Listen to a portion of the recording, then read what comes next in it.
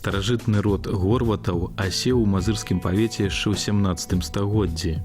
Адзін з яго прадстаўнікоў, Маўрыкі Горват, сын Даніэля Горвата з Нароўлі і Ефігені Ратынскай, стварыў тэорыю, паводле якой горваты па вялікасці былі роўня слыннаму роду Габсбургаў.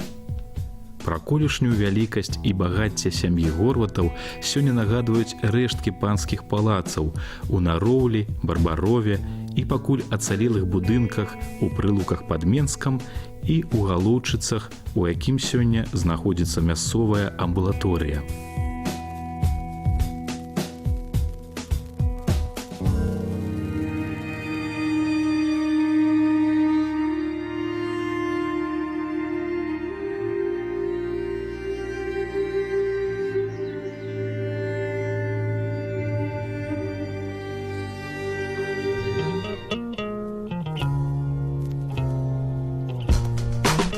Да, тяжко сюда заходить. Часто сюда приходите? Вы знаете, редко. Душа болит, все здесь падает, рушится. А такой был хороший дворец. Васіль Чайка, тутэйшы краязнавец, ініцыятыўны і апантаны сваім заняткам чалавек, гаворыць пра палац горватаў так, быццам на ўласныя вочы бачыў яго росквіт і заняпад. Да, ну, представить, что здесь была еще, скажем, у нашего Горвата библиотека, лучшая на всем Полесье считалась. В 20-х годах приезжали ее забирать, ни одной книги не нашли. Где она исчезла, до сих пор загадкой для меня. Я уже несколько лет эту тему думаю, хотя бы одна где-то книжечка. Горваты вообще-то очень крупные были предприниматели по тем временам. И я вот так вот иногда думаю, что если бы их экономика сохранилась до сегодняшнего дня, то они бы и были бы очень состоятельными людьми сейчас. То есть так все было продумано. Ну давайте паспрабуем паглядзець, уявіць сабе, якім быў палац 100 гадоў таму. Ну, немецкий гарнизон стоял, поэтому, скажем так, разграбление началось именно тогда. Именно после немцев пропал музей богатый. Был огромный коллекция, он собирал, говорят, монетный кабинет у него был, со Скерками роднились, с Ваньковичами. Поэтому вот и здесь и это играло, конечно, свою роль. А вот где мы с вами идем по коридору, тут же паркет лежал. Очень красивый паркет, все в паркете. Ну, если посмотреть, жалко, конечно, что фотографии черно-белые остались, как выглядел этот дворец. Лучше бы, конечно, чтобы не было тогда таких возможностей. Палац у духу высокага класіцызму першай паловы 19 стагоддзя стаіць у самым парку на стромым беразе Прыпяці. Гэта шыкоўная дзвюхпавярховая камяніца на грунтоўным цокалі. Раней лесвіцы вялі ў будынак з 4 бакоў, адкуль раскрываліся паркавыя прысады. Перад палацам раслі ліпы і пастрыжаны шарамі персідскі бэз.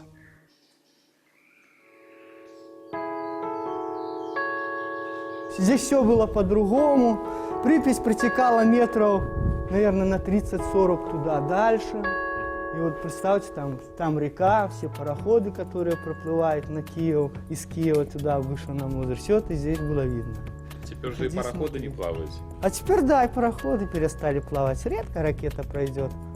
Да иногда соль с Солигорска возят сюда, лес в Украину. Редко. Калі дабірацца да Нароўлі па Прыпяці, палац і парк, што да яго прылягаў, вельмі выгадна прэзентавалі сябе. Сам палац быў знесены на высокім правым беразе Прыпяці ў месцы, дзе рака робіць паварот і глыбокім паўколам падыходзіць амаль пад самы дом. Так што з веранды і балкона гэта давала неабмежаваны краявід на раскінутую велічную Прыпяць і ляжачыя, як на далоні па другі бок, лугі і залітыя сенакосы, парослыя асобнымі дубамі, са шматлікімі азёрамі. Гэтыя азёры былі багатыя на рыбу. Вясной, калі Прыпяць расцякалася па наваколлі, яе шырыня сягала 6 кіламетраў. Калі вада сыходзіла, все навокал нечакана станавілася белым ад незлічонай колькасці квітнеючых ландышаў. Колькі мы не спрабавалі, але разгледзець велічны палац Горватаў з Прыпяці, які некалі выгадна прэзентаваў сябе з паркам, нам так і не ўдалося. І, здаецца, нараўлянцы тыя ж адкрытыя гасцінныя людзі ўсё зробяць, каб дагадзіць цікаўным. І, здаецца, Прыпяць тая ж не абмялела і па сёння поўная рыбы. Аднак палац цяпер выгадна хаваецца за шатамі старых дрэў, бо з моманту ад'езду адсюль апошніх гаспадароў Горватаў паступова прыйшоў заняпад. Гэты палац перажыў рэвалюцыю, 2 святовыя вайны, быў прытулкам для дзяцей-сіротаў, але так і не вытрываў усіх перыпетыяў паваеннага савецкага мірнага часу.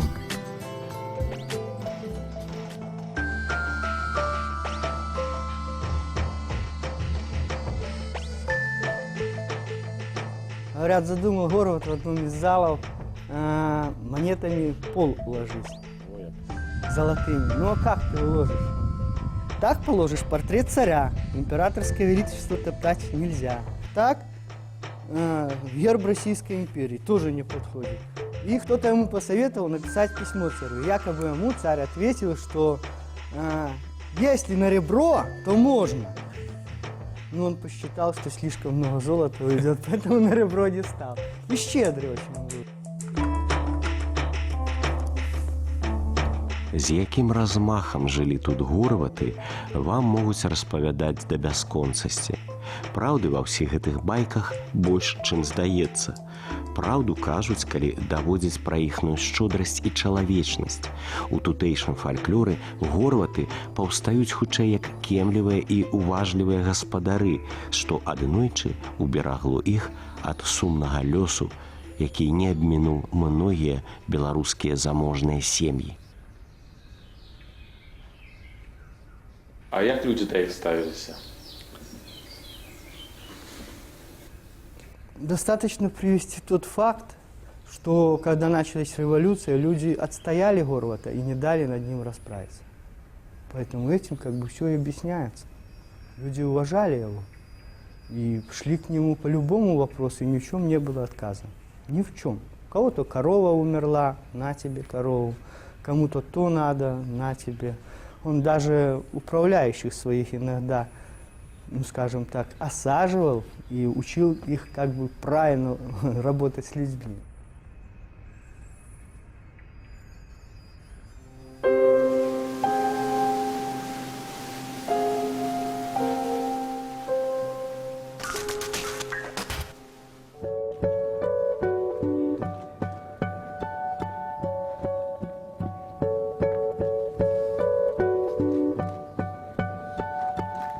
Аднойчы Андрэй Горват прачнуўся і зразумеў, што мае непасрэднае дачыненне да палацу Горватаў у Нароўлі. 3 гады таму ён разам са сваёй сяброўкаю Вольгай упершыню наведалі гэты жывапісны куток і адразу палюбілі яго. З таго часу разрабаваны палац не дае маладым спакою.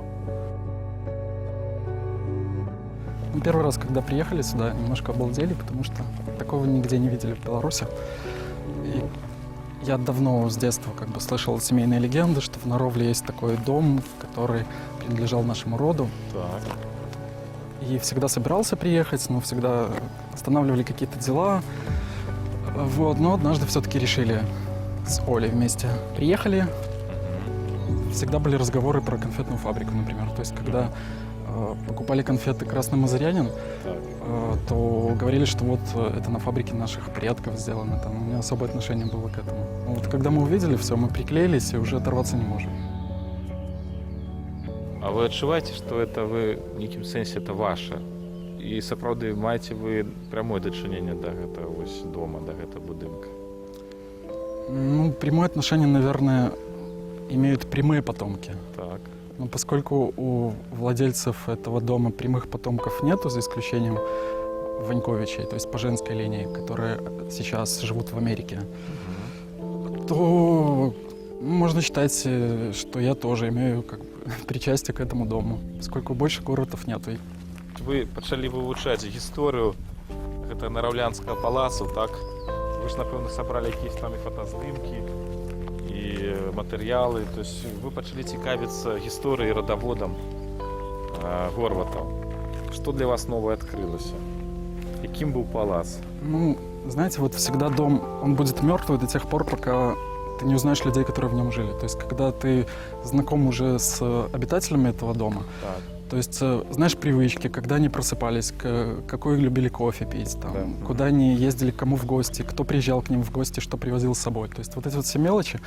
И когда приходишь сюда, ты все это знаешь, в голове держится, и ты представляешь, что сейчас там в той-то комнате Эдуард Горват там пьет кофе, там, или у него печеный лещ там стоит всегда в канцелярии, и дети любят туда забегать и полакомиться, если еще не обеденное время. Андрей Горват арыентуецца ў велізарным палацы гэтак жа добра, як гэта некалі рабілі ягоныя прашчуры, што цягам 65 гадоў жылі ў Нароўлі ў спакоі і гармоніі.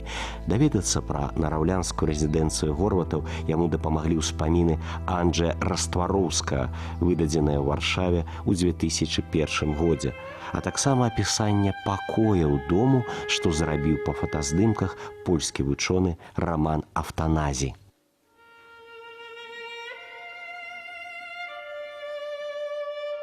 Ну, это самая большая комната во дворце, это был бальный зал.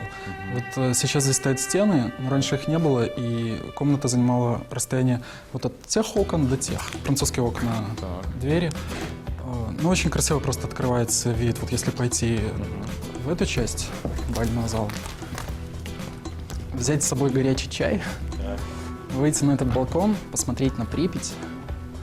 Вот, согласитесь, очень красиво.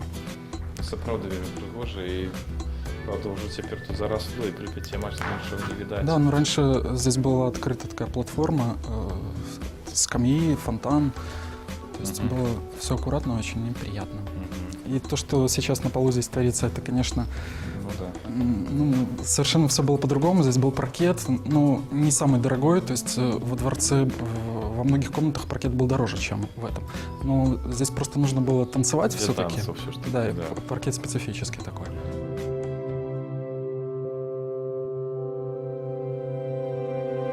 Дом для Даніэля Горвата і Ефігені Ратынскай быў пабудаваны ў 1850 годзе. У аздобе палацавых пакояў прымала ўдзел сама пані гаспадыня, якая мела вялікую прыхільнасць да мастацтва. Ядвіга Горват з роду аскеркаў таксама ўнесла свой уклад у аздобу палаца.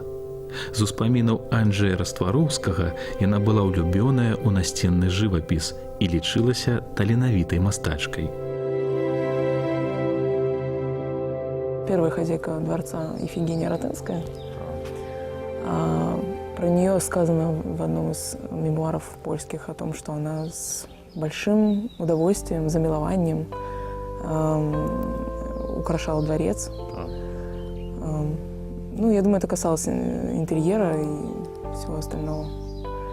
Вот. Другая владельца, которая известна более подробно, это, например, Едвига Аскерка. К сожалению, она умерла довольно рано от туберкулеза, была первой женой Эдварда Горвата, последнего владельца дворца. Известно, что она была художницей. И, например, она украсила одну из ванных комнат расписным кафелем, на котором изобразила своих сестер в виде русалок. Водоросли нарисовала. В общем, это было такое маленькое, такое ундинное какое-то место, местечко, из которого она превратила в ванну.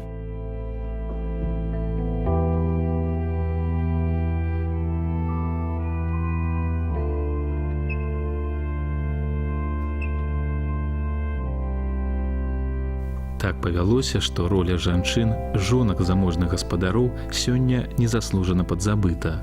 Часта ўвесь цяжар па вядзенню гаспадаркі ў маёнтках перакладаўся менавіта на іх плечы.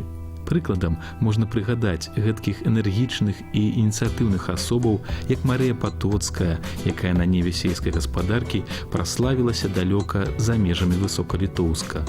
Жонка Міхала Агінскага Марыя Денері фактычна кіравала маёнткам Залессе.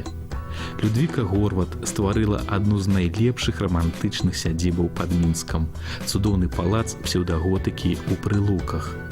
Гэты спіс можна працягваць, і мы абавязкова вам раскажам пра кожную з гэтых ды іншых жанчынаў нашага краю.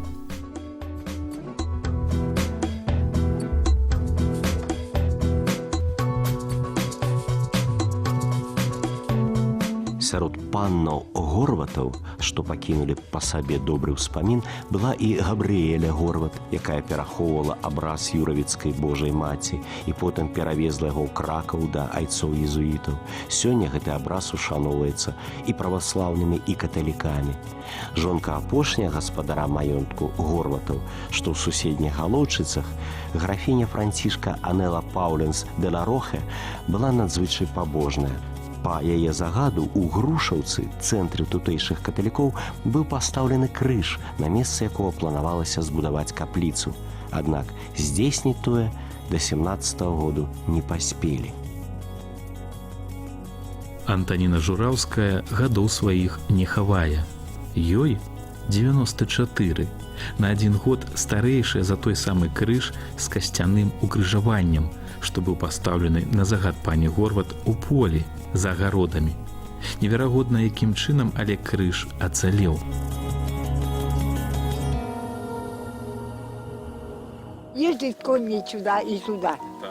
В Грушовку, з Грушовки в Голчичі. Може, вона й далі їздила, але ж ніхто не знає. А на Христ казала, що на цього Христа ніяк не казала, тільки казала, що потери у вас через Христа ніколи не буде. Хрест вам зачистить вас. І там є хрест, Тітко, а ви ж, і баба ж там моя- було перехресний дорога. Там зорвали, А там зарвали. сельсовет зорвав. Його зорвав. Слухайте, тітко, а баба моя казала, що пані ж була дуже некрасива, пань був красивий. Да? Це говорот був такий? Я пана не бачила, і паню не бачила. Ну, а люди ж розказували. А люди кажуть, що хороші були. Ну, але чи хороші, не хороші, Да, яка різниця, але а добрі були. яка різниця, а мені ще займали. Ага.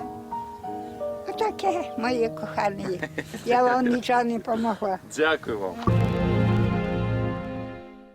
Калі наша здымачная група прыехала ў Нароўлю здымаць перадачу, высветлілася, што Андрей Горват вось літаральна ў гэтыя дні пабраўся шлюбам з Вольгай. Эта вся история стала моей, хотя я не принадлежу к этому роду. Ну, але вы цяпер таксама Горват? Ну да, уже принадлежу. Я еще не привыкла. Вот. И я могу сказать, что я не со стороны наблюдаю, а нахожусь непосредственно внутри всего действия, всего процесса. Люблю людей, Горватов, которых мы действительно оживили с помощью... Андрей для меня оживил с помощью историй. Вот. И тоже готова бороться за его будущее. Напэўна, кожны з нараўлянцаў па-свойму ўяўляе будучыню гэтага палацу. Васіль Чайка марыць пра музей, што калі-небудзь абавязкова будзе створаны ў гэтых сценах.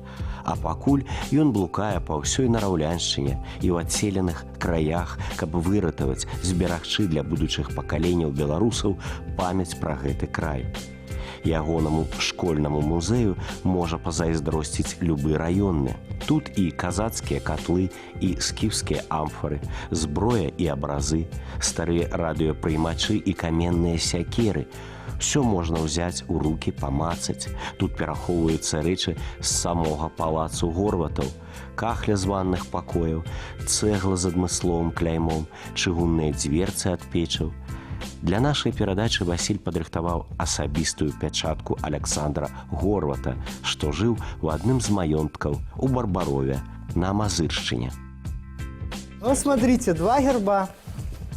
Герб Горватов, герб Потворских. Так. Знак признательности этого рода перед этим помещено 2-й герб. Ага. Деньги. Яким ви бачите свой музей? Навошта ви це робите ввогуле? Ну да хотя бы, чтобы показать нам красоту нашего края и историю нашей страны. Ну вот, кроме печатки, вот еще есть такая вилка серебряная, горватовская. От, тут навіть з ініціалом Ну, Александр Хорват. Олександр Горват, бачите, Ну, эту вилку выкопали, видно, кто-то с местных жителей. ви так нечакано достаєте речі з своїх кишень, як фокусник.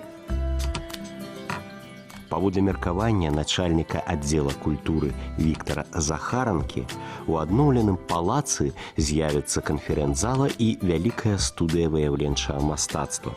Тутэйшаму этнаграфічнаму музею, што мае цікавейшыя артэфакты мінуўшчыны, вельмі бракуе плошчаў. Няма месца і для карціннай галерэі, таму ў перспектыве яна будзе перанесеная ў пакоі адрэстаўраванага палацу, там жа будзе створаная і заля славутых землякоў.